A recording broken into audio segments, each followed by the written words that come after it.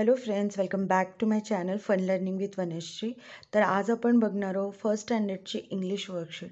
मी माझ्या चॅनलवरती नेहमी वर्कशीट शेअर करत असते, जेणेकरून तुम्ही मुलांचा अभ्यास सोप्या पद्धतीने आणि मुलांना थोडं इंटरेस्टिंग वेनी तुम्ही त्यांचा अभ्यास घेऊ शकणार. पण जर तुम्ही माझ्या चॅनलवर नवीन असणार आणि आत्तापर्यंत चॅनलला सबस्क्राईब केलं नसेल तर नक्की चॅनलला सबस्क्राईब करा. तर चला बघूया व्हिडिओ.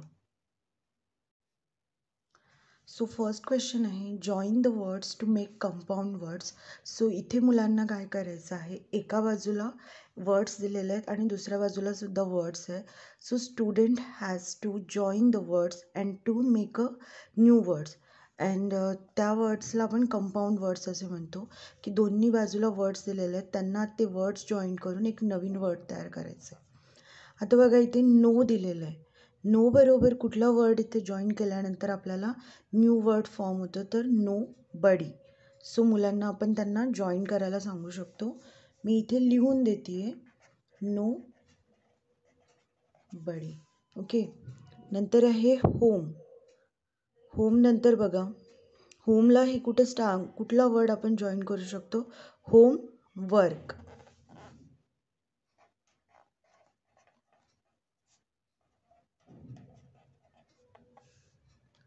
सो नेक्स्ट वर्ड आहे एग.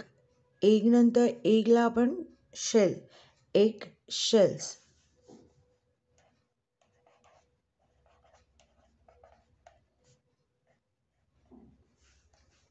Back, backpack. नेक्स्ट आहे grandmother, backpack and grandmother.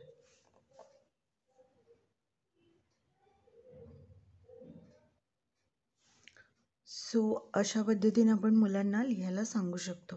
So next question बघूया आपण. नेक्स्ट क्वेश्चन आहे, राईट द रायमिंग वर्ड्स. आता इथे दिलेलं आहे मेन, MAIN, मेन. आणि इथे बिगिनिंग लेटर आपण लिहून घेतलेलं आहे PRG. सो मुलांना पीने स्टार्ट होणारं रायमिंग लेटर, सेम मेनसारखं रायमिंग लेटर लिहायचं. रायमिंग लेटर मीन्स यमक जुळणारे शब्द. तर आता आपण इथे बघूया पी, तर काय होणार, पेन. RAIN, जी, गेन. अशा पद्धतीने फक्त फर्स्ट लेटर आपल्याला चेंज करून इथे लिहायचं होतं, बिगिनिंग लेटर. नेक्स्ट इथे बघा डीप. डीपचं मुलांना रायमिंग वर्ड्स बनवायचे आहेत. SHEEP, sheep. SLEEP, sleep. KEEP, keep. अशा पद्धतीने. नेक्स्ट क्वेश्चन आपण बघूया.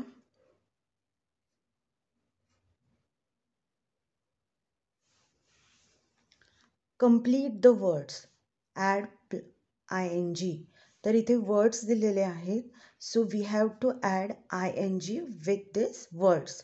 नाव सी, रीड, READ, ING जर आपण यूज केलं तर reading. Watching, keeping, climbing, then playing.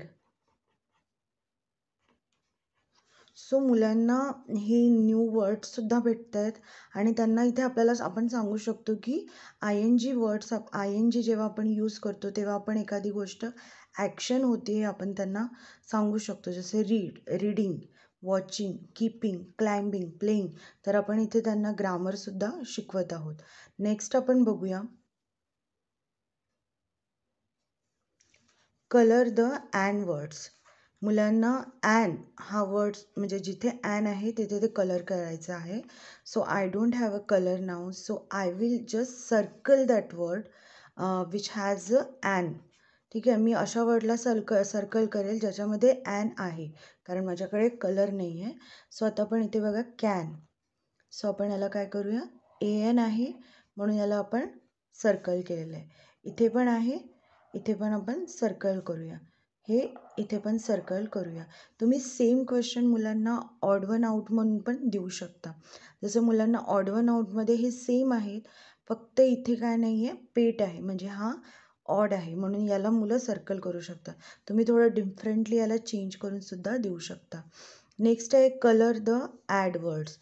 ॲडमध्ये बघा आता इथे पण मी सर्कल करते. I am doing here circle here also.